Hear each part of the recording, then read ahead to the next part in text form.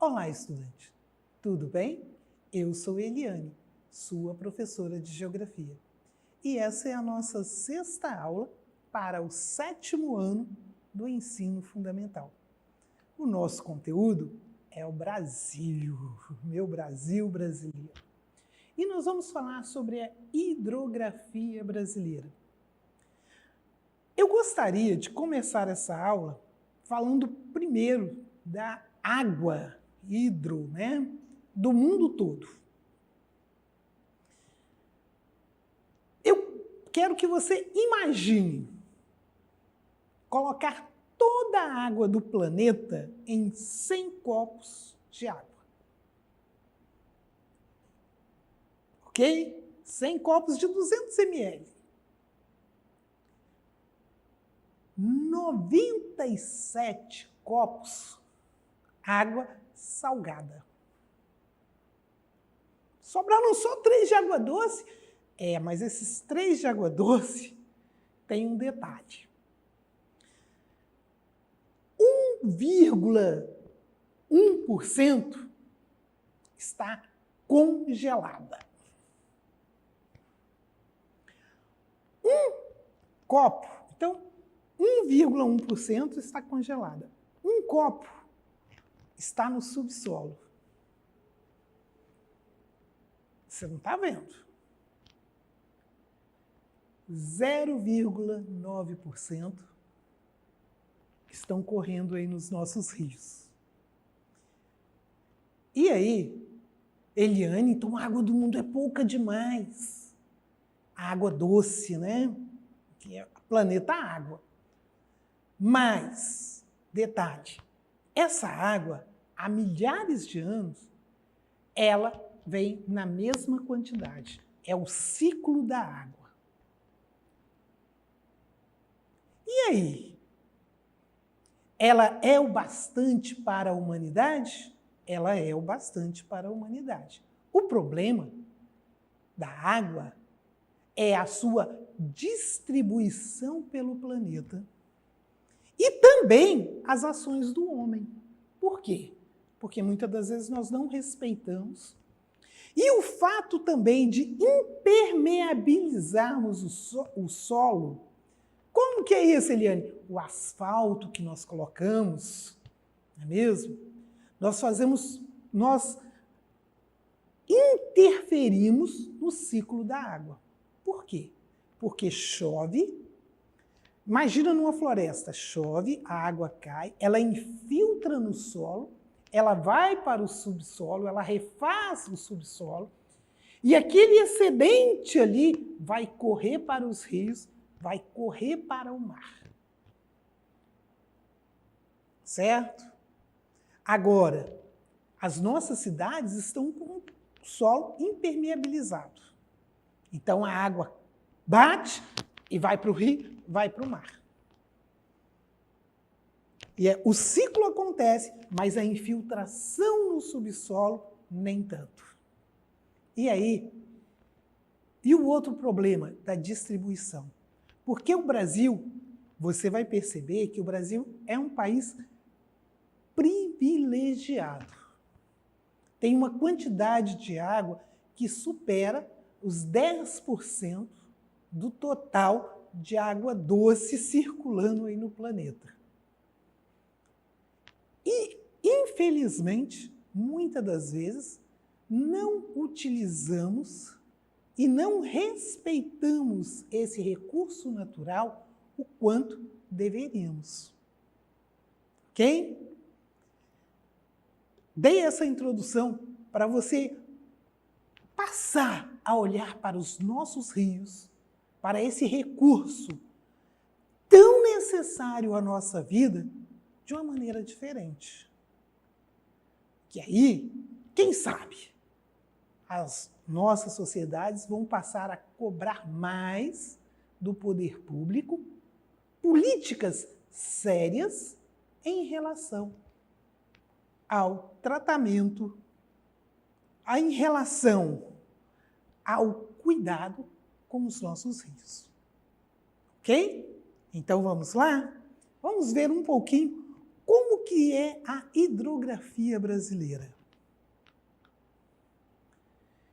Características dos nossos rios. Os nossos rios, em sua maioria, eles são rios de planaltos, planáuticos aí, né? São rios de planaltos. Por quê? Porque o tipo de relevo que predomina no Brasil são os planaltos. Então, os nossos rios são encachoeirados, com grande potencial hidrelétrico. Então, nós utilizamos esses rios para fazer energia, ok? E isso é importante, que a energia que o Brasil mais utiliza nas nossas casas, né, é uma energia limpa. Regime pluvial tropical. Epa, aí o negócio complicou, Eliane. Tropical é o nosso clima. E esse pluvial? Regime, os nossos rios, eles dependem das chuvas. Vou te dar um exemplo. Você já reparou que quando chega no mês de julho, agosto, o Rio Doce, o nível do Rio Doce está bem baixinho, a gente vê até as pedras. Às vezes as chuvas atrasam, aí vem o setembro, outubro, parece que dá para atravessar andando o Rio Doce. É porque os nossos rios dependem das nossas chuvas. E as nossas chuvas são no verão. Ok? Aí quando chega o janeiro, o pessoal fica meio apavorado. Está chovendo demais, o rio está enchendo. Ok? Exorreicos. Exorreicos, Eliane, o que é isso? Essa palavrinha eu acredito que é nova para você. Os nossos rios correm para fora. Eles vão para o Atlântico, no caso, né? Que é o oceano que banha a nossa costa. Eliane, tem rio que corre para dentro? Tem. São rios endorreicos. Os nossos são exorreicos. Eles vão para fora. Predomínio foz em estuário. A foz de um rio é quando ele chega para desaguar. É o seu término, vamos colocar assim. Quando ele vai para o oceano, quando ele chega ali, ele pode ser em forma de delta ou de estuário. Os nossos acontecem em predomínio de foz de estuário, que é uma entrada. Ok? E são rios perenes. O que é um rio perene? O Rio Doce é um rio perene. Na nossa região, os nossos rios são perenes. Apesar de dependerem das chuvas, eles não se secam, porque têm as suas nascentes com força para suportar o período de seca. Mas no sertão nordestino, nós temos rios que secam completamente. Ok? Então, essas são as principais características dos nossos rios. E os nossos rios, eles se originam, vamos colocar assim, de 3 dispersores.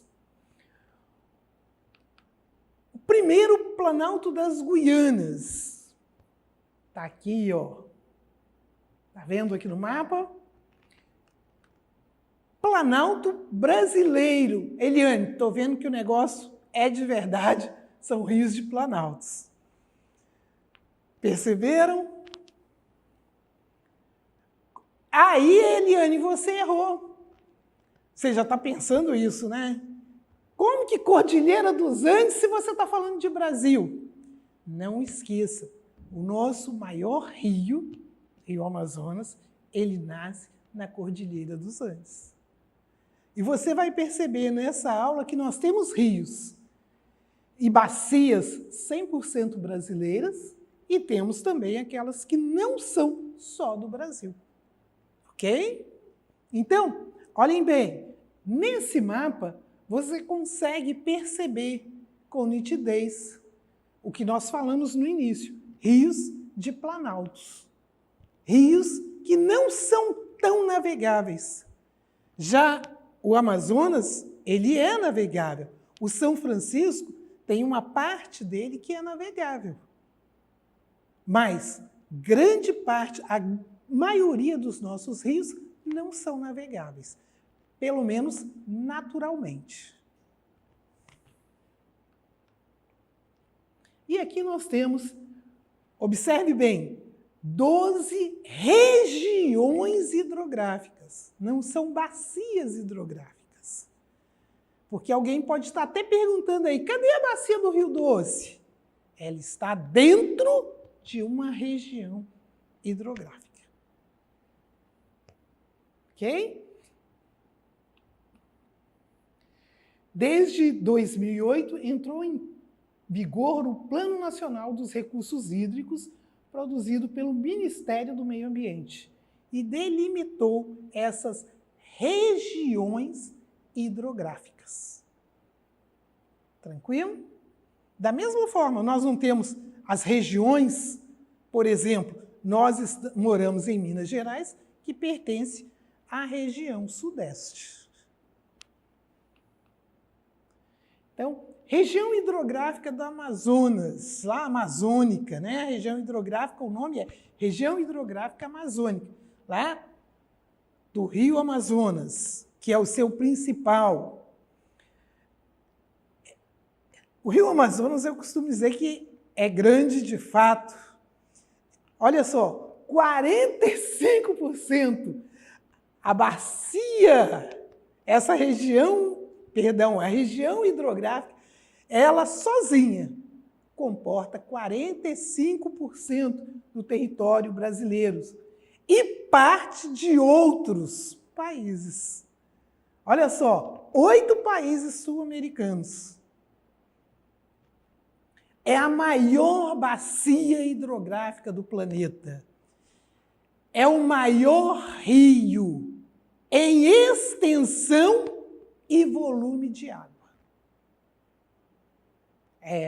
E também navegável, não esquecendo que é na região norte que nós temos uma planície e áreas de depressão nas margens dos rios, ok? Que nós chamamos de planície amazônica. E a região hidrográfica do Tocantins-Araguaia. Olha que interessante essa região hidrográfica. Totalmente localizada dentro das fronteiras do Brasil. Diferente. Perceberam aí agora? Já estou falando de algo que é 100% dentro do nosso território. Formada pelos rios Tocantins e Araguaia, é a terceira região com maior potencial hidrelétrico. Então, o potencial hidrelétrico, tá, dessas regiões, o que é isso? A força de seus rios, combinado com o relevo, proporciona a produção de mais energia. Seus principais rios representam elevada biodiversidade e são utilizados para navegação, turismo e pesca. Ok? E, olha bem, seus rios, né, seus principais rios apresentam elevada biodiversidade. Então, o respeito pela água, ele deve ser muito grande. Porque além da água ser um recurso natural básico, fundamental para nós, nos proporciona ainda uma variedade de vidas. E, inclusive, financeiramente. Seus rios são utilizados para a navegação nas áreas próximas e para o turismo e a pesca. Então, é um recurso natural muito importante. Região hidrográfica do São Francisco é o maior rio 100% brasileiro. Você não falou que o Rio Amazonas é o maior rio do mundo. Ele não é 100% brasileiro. Ele nasce na Cordilheira dos Andes. Ok? Agora, o Rio São Francisco é importantíssimo. É o maior rio 100% brasileiro. O que isso significa? Ele nasce e ele morre, seria a palavra certa, ou deságua no oceano, vamos colocar assim, tá? Totalmente dentro dos limites do Brasil. Então, o principal rio é o São Francisco, que cruza o semiárido nordestino. Gente, isso é vital para o sertão nordestino. A transposição do Rio São Francisco, que muito se falou, e que agora está se terminando, né, está se dando conclusão a esse serviço, é de vital importância. Ele está favorecendo que no sertão nordestino se produza frutas para exportação.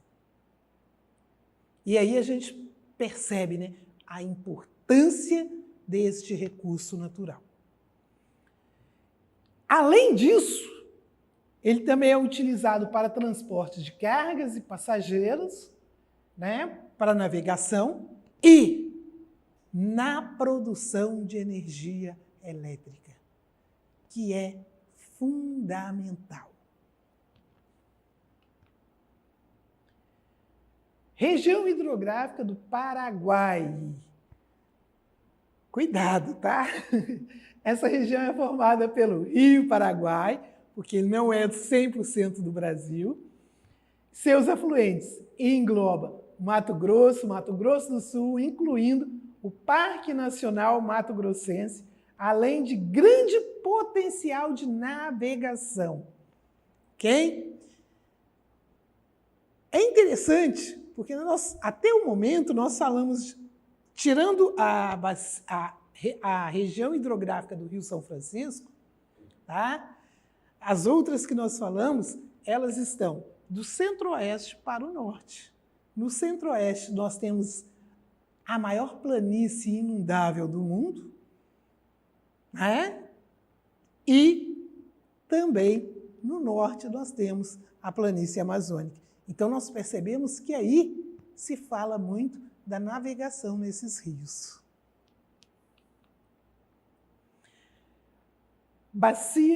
Região hidrográfica do Paraná. Essa região é formada pelo Rio Paraná e seus afluentes, alguns dos quais são utilizados como vias de navegação, tá? Nas regiões centro-oeste, sul e no sudeste. E a Bacia do Paraná é parte da Bacia do Prata, que vocês já estudaram lá na história, né? Da Guerra do Prata ou Platina, que além do Brasil abrange Uruguai, Bolívia, Paraguai e Argentina. E outra coisa importante nessa bacia, 32% da população brasileira dependem dessas águas, desses recursos. As cidades estão nessa região e é de vital importância para elas. Perdão, eu esqueci de falar aqui, de destacar, né? Incluindo a maior usina hidrelétrica do país, que está também nessa região hidrográfica. Agora, regiões hidrográficas secundárias. Nós falamos das maiores, das mais importantes, mas essas secundárias não significam, elas são menores, mas são tão importantes quanto para as suas regiões. Alguns têm rios intermitentes, que são diferentes dos rios perenes. Lembra que nós falamos disso? Rios perenes, rios que não se secam. Intermitentes, rios que se secam. Regiões do Atlântico, leste e sudeste, tá certo? Incluem os rios localizados entre Sergipe e Paraná, com destaque para o rio Paraíba do Sul. Ok? Essa aqui pega o leste, o Atlântico, leste e sudeste, mas pega das regiões, da divisão regional do Brasil, o Nordeste.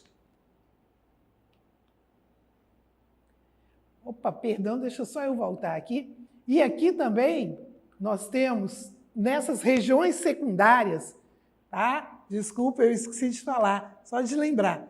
O Rio Doce, a bacia do Rio Doce, faz parte também nessas regiões hidrográficas secundárias. E além dos nossos rios aí, tá? Nós temos os nossos dois grandes aquíferos, Guarani e Alter Chão. Lembra do início da aula quando nós falamos que nós temos águas doces congeladas e no subsolo e essas que correm aí. Então, o Brasil é um país privilegiado, que nós temos grandes quantidades de água correndo em nossos rios e no nosso subsolo. Ok? Nós vamos ficando por aqui nessa aula. Não esqueça de acessar as atividades na nossa plataforma SMED-GV. Para isso, aponte a câmera do seu celular para a imagem que aparece no canto da tela. E acesse as nossas redes sociais e se inscreva no nosso canal do YouTube, SMED-GV. Tchau, tchau. Até a próxima.